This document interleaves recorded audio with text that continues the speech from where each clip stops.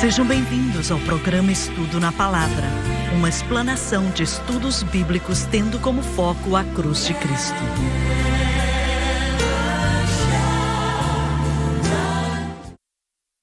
Bem-vindo hoje ao Estudo na Palavra. Eu sou o evangelista Jimmy Swaggart com Lauren Lawson, David Borg, Dr. Don Paul Gray, John Rosenstern e Dave Smith. É muito bom poder estar com você. Agora vamos estudar algo que é meio estranho, a maneira que Gabriel explicou. E vamos começar aqui no versículo 24, Lauren, por favor. 70 semanas estão determinadas sobre o teu povo e sobre a tua santa cidade, para cessar a transgressão, e para pôr fim aos pecados, e para fazer reconciliação pela iniquidade, e introduzir a justiça eterna, e selar a visão e a profecia, e ungir o santo dos santos. Quando isso começar a acontecer, vai ser o princípio da era do reino milenar, entenderam? As 70 semanas? Isso vem desde o tempo de Daniel até um futuro próximo. Certo, mas as 70 semanas aqui estão descrevendo a atitude de Deus com os judeus, para o povo judeu. Deixa eu ler o comentário, depois você continua.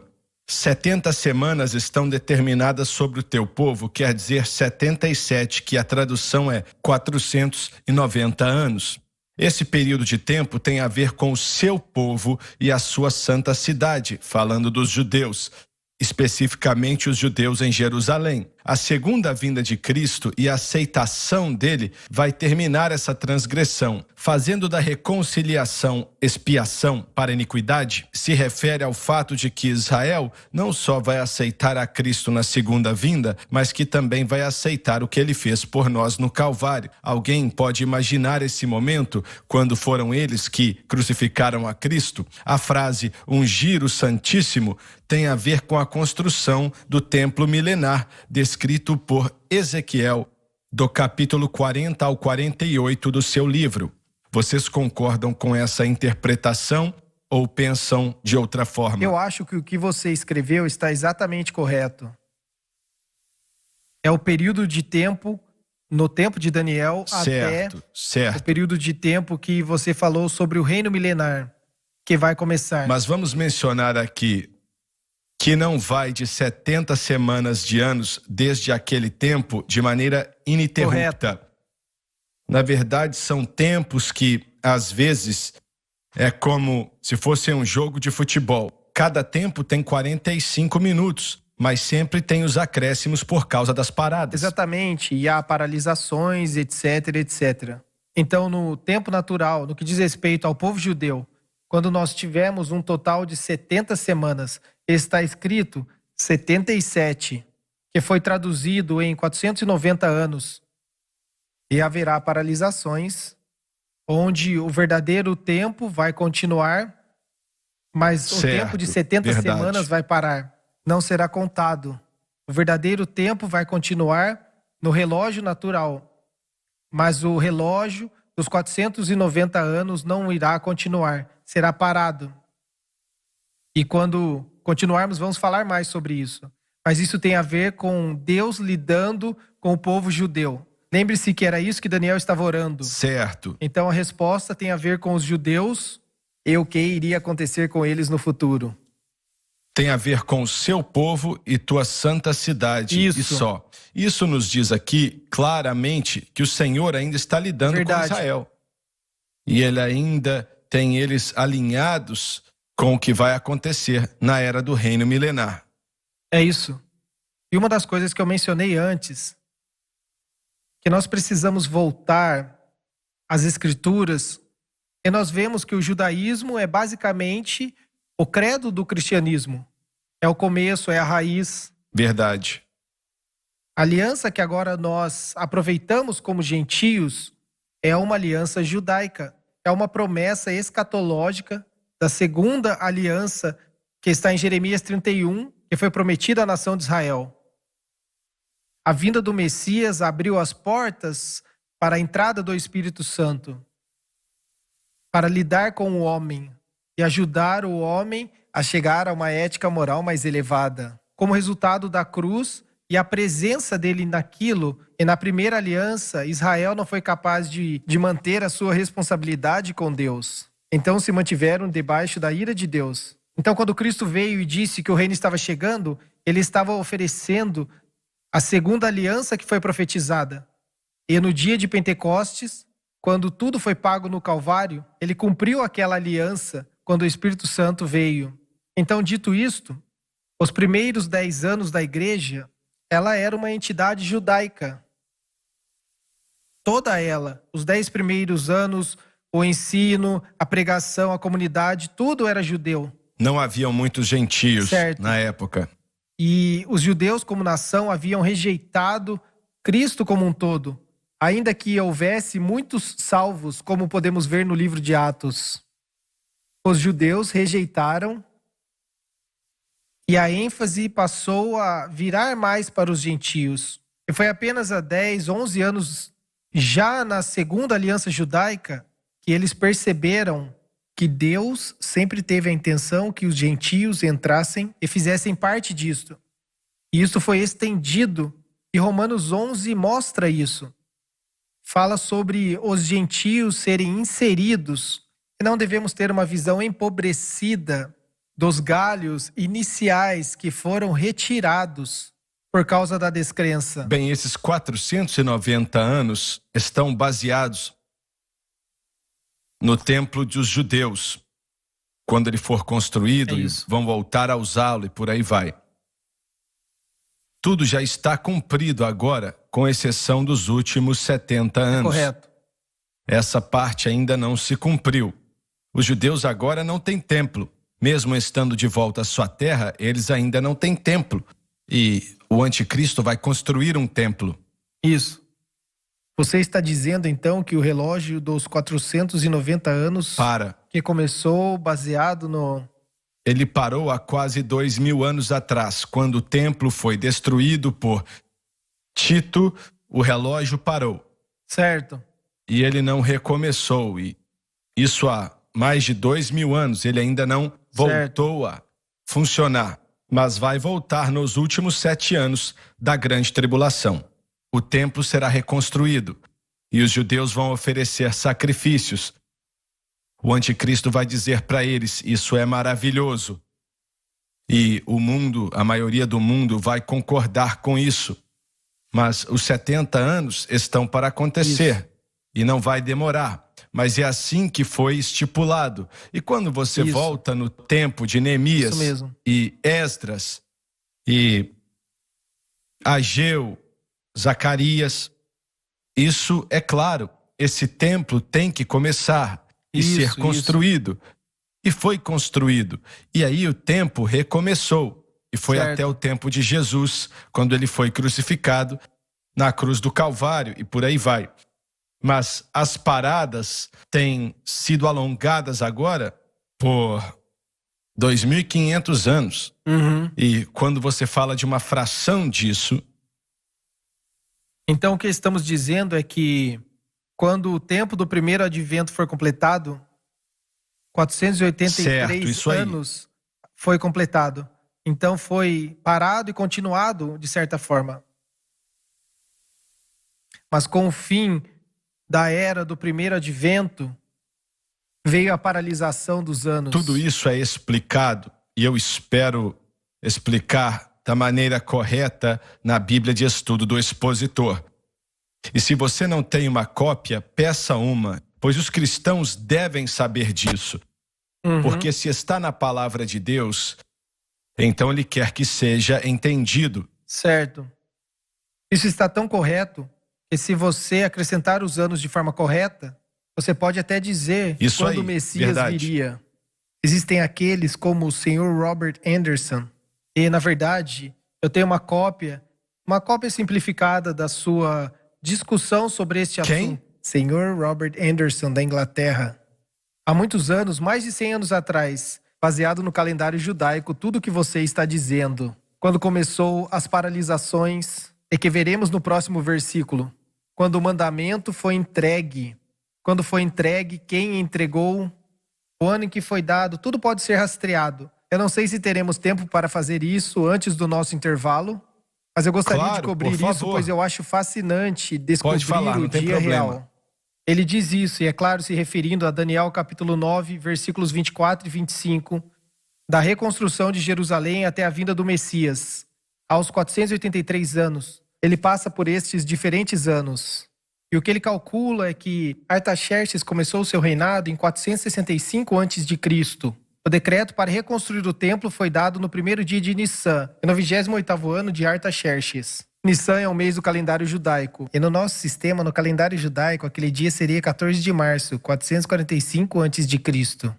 Podemos ver em Neemias capítulo 2, versículo 1. E ele afirma que Jesus começou o seu ministério no 15º ano de Tibério. Isso está em Lucas capítulo 3, versículo 1. Tibério iniciou seu reinado em 14 depois de Cristo. E de acordo com seus cálculos, Jesus começou o seu ministério em 29 depois de Cristo.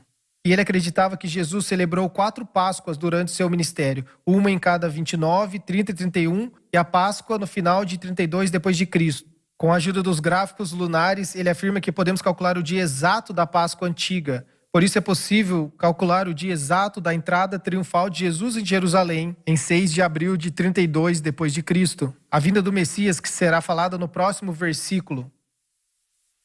Então ele calcula isso, e eu não vou passar por todos os cálculos do calendário, mas se você fizer os cálculos como ele fez, você chega a 173.880 dias. E ele está afirmando que, tanto no Salmo 118, versículo 24, esse é o dia que o Senhor fez, refere-se a esse dia. E ele está falando sobre Lucas 9:42, onde Davi disse, este Olha dia só, também. temos que ir para o intervalo, Certo. mas não perca o seu Não raciocínio vou. e vamos recomeçar de onde você parou depois, tá bom? Com certeza. Voltamos já. Os nossos comentários já ajudaram pelo menos centenas de milhares de pessoas, se não milhões de pessoas, a colocar sua fé no Senhor. Peça o que você quiser, de Gênesis até Apocalipse. Eu sou Jimmy Swaggart e estou esperando a sua ligação. Aproveite esta oferta, ligue ou acesse o site shopjsm.org.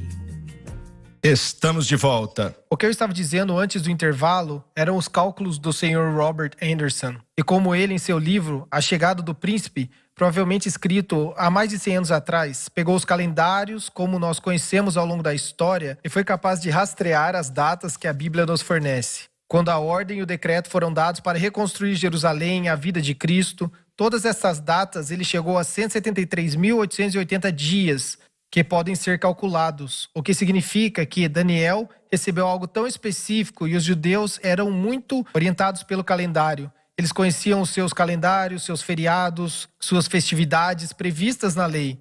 Eles sabiam a hora da chegada do Senhor. Não havia desculpa. Sabemos disso por Simeão e Ana. Simeão e Ana no templo, quando Jesus nasceu e veio, e eles revelaram que estavam esperando para ver a vinda do Salvador. E eles esperaram. E eu acho que é um estudo fascinante mostrar a particularidade de quando Cristo viria e, claro, e quando o Messias seria cortado, que ele fala no próximo versículo, ao lidar com a morte e a ressurreição. Então o relógio, como você disse, o templo é destruído, o relógio para e agora estamos esperando que o tempo dos gentios se cumpra. Alguns dizem que o fator do tempo é meio obscuro, que esse não é o ano, não é? Que estamos em 2011. No calendário judaico é um pouco diferente. O calendário lunar mudou. Mas ainda assim, não deve ser muito confuso. Do tempo de Daniel e o aparecimento de Gabriel, dando-lhe esta informação, 490 anos do tempo que era relativo aos judeus estava para acontecer. No momento em que Cristo veio, e estamos dizendo que a atividade judaica em relação a eles de estar na terra, de construir o templo, pode ser acrescentado 483 anos, que é Certo. o exato número de dias que estamos falando. É isso que Gabriel falou a Daniel. Então, Daniel está orando e Daniel diz, eu não sei o que vai acontecer com seu povo. E Deus envia Gabriel e diz, 490 anos, 483 até que venha o príncipe, com 7 anos na sequência. E o que estamos medindo, então, são os primeiros 483 anos do tempo do decreto que foi dado, que está no próximo verso, que é quando o relógio começa. Ele diz quando vai começar e quando vai parar e quando vai começar novamente. E isso é o que é maravilhoso, pois o Senhor determinou isto. Isto é pré-determinado por Deus. Este é o relógio de Deus. É isso que nós conhecemos, a restauração, a futura restauração de Israel é verdade. E Deus está julgando o mundo. E como as nações lidam com Israel como uma nação. Não que nós concordamos com todas as coisas que Israel faz como nação hoje, porque eles não são perfeitos, mas entender o seu futuro profético. Certo. E a nossa responsabilidade, como Lauren trouxe do livro de Romanos, nos capítulos de 9 a 11, em particular no 9 e no capítulo 11, devemos provocá-los uma espécie de ciúmes, devemos trazê-los ao Messias Jesus Cristo. Como fazemos isso? Bom, como fazemos com qualquer pessoa, deixe-os entender e ver qual é o seu futuro. Você tem a oportunidade abençoada, irmão Swagger, de compartilhar nas reuniões onde você é chamado para falar com os judeus. E você falou sobre a Jerusalém DC, a capital de Davi. E essa será a futura capital. Observe isso, quando você fala da profecia bíblica de Deus, ele nunca separa os judeus da cidade santa de Jerusalém. Esses dois trabalham juntos, verdade. São intrínsecos na aliança abraâmica. Incidentemente, como foi a eleição com Netanyahu há algumas semanas atrás? Ainda está um pouco indeterminado, eles ainda não têm uma maioria, então a última coisa que eu entendi com Benjamin Netanyahu foi tentar separar a votação para que o primeiro-ministro separe-se agora da persuasão do partido. Isso é um novo precedente para a cidade, para o país de Israel. Eles podem fazer isso? Novamente, isso teria que ser feito por meio do sistema jurídico, a fim de que possa ser decretado pelo parlamento. Mas este é o desafio em Israel, pois você está votando em um partido, e se o partido for eleito, tem que obter o maior número de assentos necessários para então escolher o primeiro-ministro para melhor representá-los. E eles não conseguiram, até agora, em 4 eleições, uma maioria para determinar a eleição. Mas ele ainda é primeiro-ministro. Ele continua sendo primeiro-ministro até agora. Mas há alguns problemas jurídicos acontecendo agora, alguns processos judiciais contra ele, que muitos pensam ser infundados, mas, novamente, é uma distração. Mas eu acho que o Senhor apoiou o nosso amigo Benjamin Netanyahu no cargo e ele tem permanecido lá.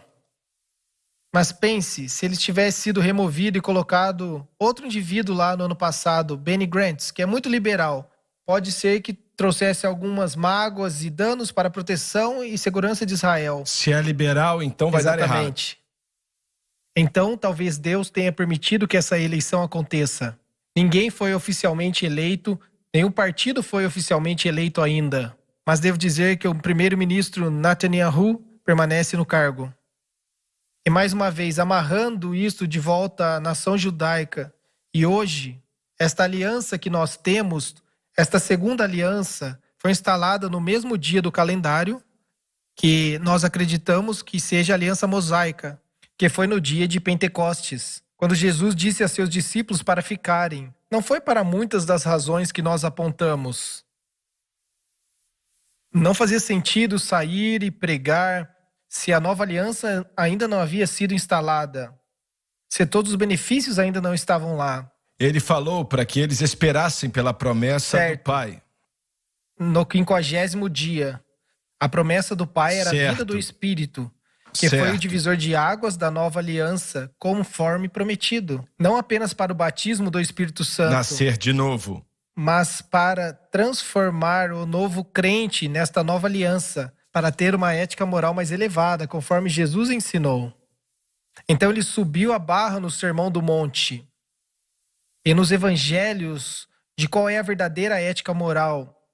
Então, por meio de sua morte, ele remove a mancha do pecado que permite a Deus, através da pessoa do Espírito Santo, habitar e transformar a humanidade e nos capacitar sobrenaturalmente para compartilhar esta mensagem.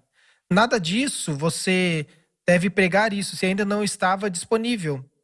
Tudo é conectado com o que Deus fez através da nação judaica. E não podemos esquecer isso. Os gentios são, como diz lá em Romanos 9, 10 e 11, somos enxertados. E por isso é muito importante que estudemos essas coisas sobre o judeu. Porque senão, como muitos na igreja hoje, não consideram a nação judaica, eles têm muito pouca consideração pelos judeus como uma família de pessoas. Mas Deus os escolheu para serem a cabeça de todas as nações. E eles serão isso. Se você estiver contra o judeu, você então está se prejudicando. Certo. Nós temos o benefício de sermos destinados à segunda aliança judaica, como John disse em Romanos 11. É por isso que deixamos essas pessoas com inveja. Nós temos o que eles deveriam ter. E eles podem ver isso quando proclamamos o seu Messias. E novamente, estes 490 anos são sobre os judeus voltando para um lugar onde Deus mais uma vez os utiliza e os coloca como cabeça de todas as nações. Então, conforme estudamos esta profecia, é importante quanto ao futuro e nos ajuda como gentios hoje a reconhecer o grande privilégio que temos de sermos aceitos. Efésios 2, estávamos fora das promessas de Deus, fora do relacionamento de Deus, sem esperança no mundo. Certo. Mas então Jesus, através de sua morte, quebrou a animosidade e a inimizade entre o judeu e os gentios e permitiu que os gentios entrassem nesta segunda aliança. Mas isso não caiu muito bem com a maioria dos judeus. Bom, a igreja primitiva lutava para compreender a entrada dos gentios como um todo e a liberação da autoridade e responsabilidade para com a lei mosaica. As pessoas ainda lutam com isso hoje, mas é uma nova aliança projetada para trazer todo o mundo. Agora, não mais sobre Moisés, mas sim em Cristo. Como os judeus têm que aceitar esta segunda aliança para completar estes 490 anos. E eles vão aceitar na segunda vinda. Certo. Vai ser quando Até irão lá, aceitar. Dias que já serão passaram, ruins. 483 anos. Tempos difíceis 7 virão. anos ainda que finalmente vão inserir os judeus na nova aliança. Então, esses 7 anos são 7 anos literais? Sim. Vai ser a grande tribulação. São literalmente 7. A grande tribulação. Sabe, é emocionante ver o que estamos falando, especialmente para os pagãos e para os gentios do mundo. Porque em ambos os capítulos 42 e 49 de Isaías, ele fala sobre a aliança sendo Cristo, e a herança de Cristo são os gentios. Então ele fala no Salmos 8, versículo 2, pede-me e eu te darei as nações por herança. Então parte da nova aliança é a oportunidade de trazer esta herança, que são os perdidos, que são os gentios, aqueles que estão fora das promessas da aliança de Deus, para entrar e participar desta aliança. E eles podem nascer nela e desfrutar de todos os privilégios. Os judeus tinham esse direito e receberam naquela aliança. Isso não significa que quando nós estamos falando sobre a peculiaridade de Israel ser um povo especial e único, não significa que nós somos cidadãos de segunda classe. Somos todos iguais. Temos que deixar isso bem claro. Nós somos um em Cristo. Não é como se Israel judeu e tivesse gentio. um lugar especial com Deus e os gentios fossem algo que vem depois. Os gentios nunca são um pensamento posterior. Os Além judeus têm do um que lugar os especial. gentios fazem, então, em relacionamento ou... Não no Tudo relacionamento, mas Como em é que é? propósito. Não em relacionamento, mas em propósito. Qualquer pessoa que está em Cristo tem a beleza de todos os aspectos. Não há cidadãos de segunda Acho classe que em Cristo. precisamos deixar isso bem claro. Paulo disse em Gálatas 3:28, nisso não há judeu nem grego, não há servo nem livre, não há macho nem fêmea, porque todos vós sois um em Cristo Mas Jesus. existem algumas coisas no plano de Deus que Israel deve fazer e deve Sim, para ser. o propósito, está correto. E isso não inclui os gentios. Certo. Está correto. Certo. E se nós pudéssemos dizer que isso faz deles mais bem, nós temos um O intervalo nosso agora. tempo acabou. Não perca o próximo programa.